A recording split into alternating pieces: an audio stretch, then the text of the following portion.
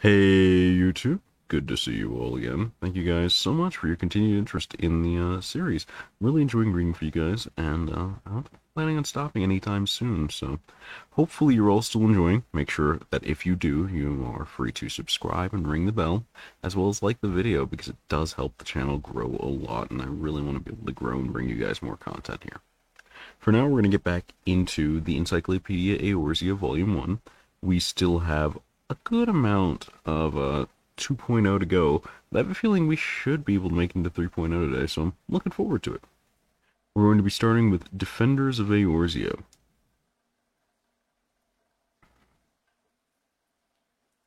When the Sahagin had summoned Leviathan, Lord of the World, that the unbridled fury of the sea would wash away those who threaten their livelihood, Limsa Lominsa turned to the Warrior of Light and his allies, who drove the sinister serpent back into the briny deep. However, the Scions of the Seventh Dawn would soon find that the people of Vilbrand were far from the only ones in need of succor. Revolution.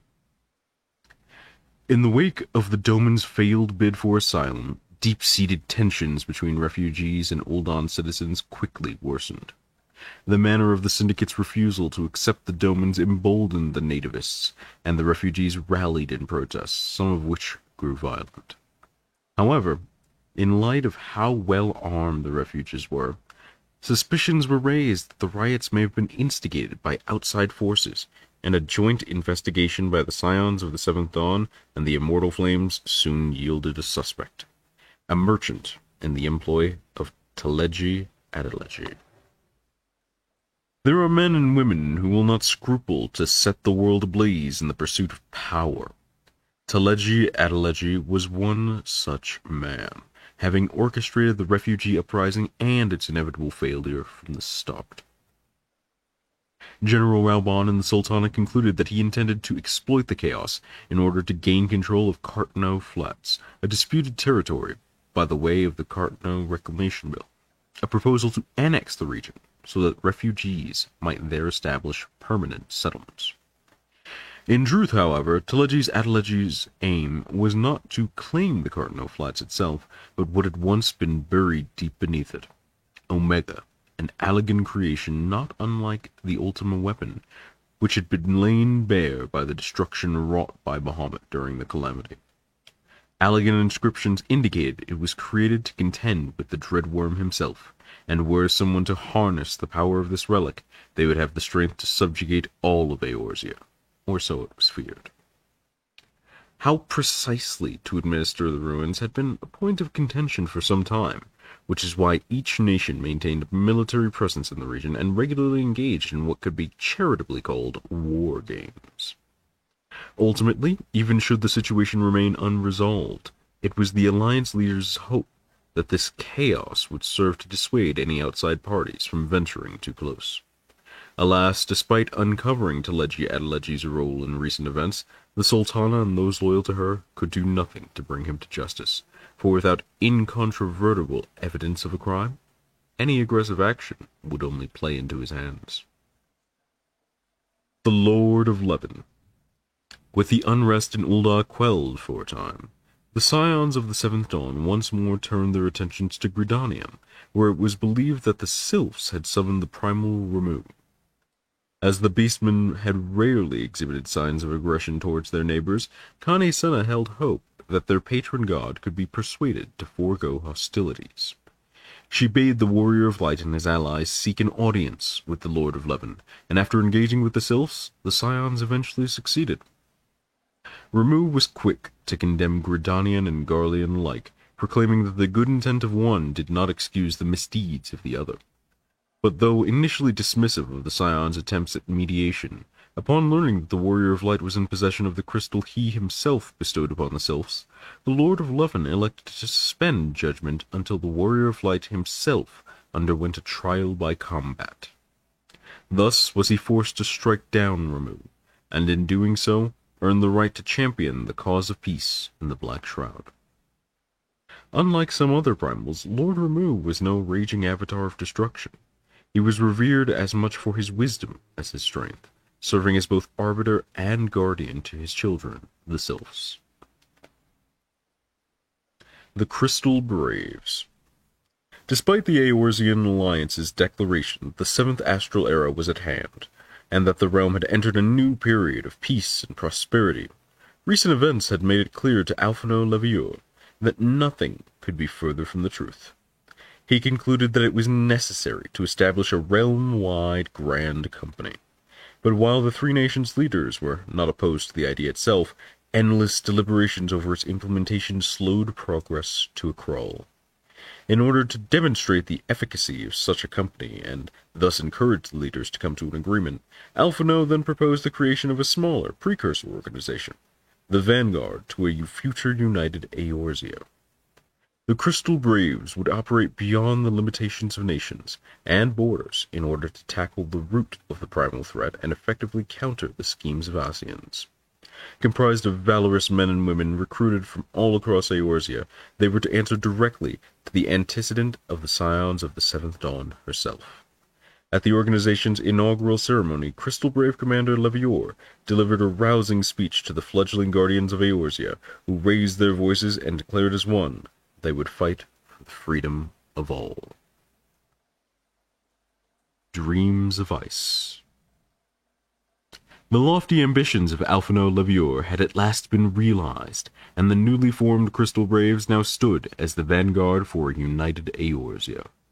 Together with the Warrior of Light and his allies, they were ready to confront the myriad problems which beset the realm, beginning with a mysterious plot that threatened to bring the land to its knees. Tendrils of Intrigue. Owing to an anonymous source, the Crystal Braves identified a suspected Garlean agent within the Immortal Flames. Upon further investigation, however, they learned that he was but one of many such agents in the employ of the Ivy, an Imperial spy master who had long ago infiltrated the Grand Company. Uncertain how widespread the Ivy's tendrils were, General Raubon of the Immortal Flames and Captain Ilberd of the Crystal Braves agreed that they would need to proceed with all due discretion, lest the Ivy become aware of their efforts.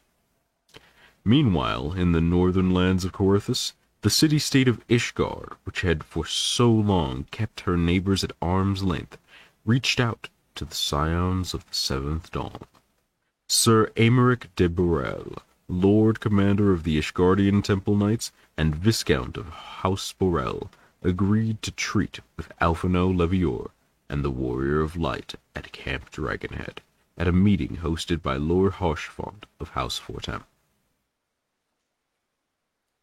Though Alphonse had hoped Ishgard might be persuaded to rejoin the Eorzean alliance, it quickly became apparent that the Holy See had no such intention. Furthermore, to his dismay, the cordial relationship between House Fortem and the Scions of the Seventh Dawn had come under scrutiny, leading to calls for restrictions on the provision of aid to foreign powers. The ambassador then revealed the true reason for which he had come to the meeting. The astrologians of Ishgard had foretold the return of Midgard Sormer, the fallen guardian of Silvertear Falls, and Sir Aymeric wished to enlist the Scion's aid in keeping watch over the Great Worm's remains. In exchange, he would ensure that the shipments of aid from House Fortem to Revenant's Toll would continue unabated. Though it was not the grand success he had envisioned, Alphonse was nevertheless satisfied with what he hoped would serve as the foundation of a future relationship between Ishgard and her neighbors. The Lady of Frost. Alas, mere moments after agreeing to terms with Sir Aymeric, Alphonse learned that the latest shipment from House Fortem had been waylaid by heretics, rebels who had chosen to cast their lot with the Dravanians, the sworn enemies of Ishgard, with whom they had fought for 1,000 years in what was known as the Dragon Song War. This particular band of heretics was loyal to a mysterious figure known only as Lady Iceheart, and under her leadership they had grown more aggressive, seizing large crystal shipments with alarming regularity. A survivor of the latest attack reported that the heretics had spoken of the impending resurrection of Shiva, the patron saint of the heretics, and a messianic figure whom they likely intended to summon as a primal. The Scions and the Crystal Braves sprang into action, and together with Sir Aymeric's Temple Knights, They managed to track the heretics to a network of secret tunnels in Snowcloak, the great ice wall formed in the aftermath of the calamity, which was long thought an impenetrable barrier between central and western Coerthas. Deep within the labyrinthine warren, the Warrior of Light confronted Lady of Iceheart for the first time, only to see her slip away with the aid of an Aetheryte, her declaration that what we do for the greater good ringing in his ears. Although she had made considerable efforts to discourage their attempts, the Scions of the Seventh Dawn eventually managed to follow Lady Iceheart to her sanctuary, the Ak-Afa Amphitheater. Once more the Warrior of Light attempted to dissuade her from her path, but in the end he could only look on as the young maiden offered her own body as a vessel for Shiva's soul. The resurrected Saint of Eld lashed out with a righteous fury, pushing the Warrior of Light to his mortal limits. Yet the battle ended as it had begun, with the young maiden kneeling in the snow, cursing his ignorance, before she once more made her escape. The Scion's other quarry, however, would not prove so elusive. The Ivy, Imperial spymaster whom Allied forces, with the aid of Lady Yugiri and her people, had labored in secret to track, had at last been identified as none other than Flame Marshal Eileen Royal, General Raubon's second in command. Though the spy escaped her confines once and attempted to seek refuge with her Imperial allies, she was eventually recaptured at Raubon's push by a combined force of Crystal Braves and Doman Shinobi. With the Ivy unmasked and her network of spies in disarray, the Empire's power to observe and influence Eorzean affairs was greatly diminished. Nevertheless, the revelation of Eileen Royal's betrayal had shaken the Alliance to its very core. Apostate to the Holy See, patron saint to the heretics, Shiva lay down with dragons long ago. A historical figure long dead, she would find new life when summoned to the body of Isael, the young maiden who had taken the title of Lady Iceheart. And I do believe that is where we can wrap up today. Next time, however, we will be traipsing a bit further into Before the Fall, the last part of the 2.x patch series of Final Fantasy XIV. After that, we will very, very likely be into Heavensward. And I do believe that the retelling here does cover up to the end of Heavensward. So there's plenty more of going over the past to do before we wrap things up. That said, if you'd like to be a part of the conversation to talk about what I'm reading as I'm reading it with chat and with me, definitely feel free to come by the streams every Saturday now on YouTube, the same place where you can like and subscribe to all of these videos. Hopefully I'll see you there, and I hope you have a wonderful rest of your weekend.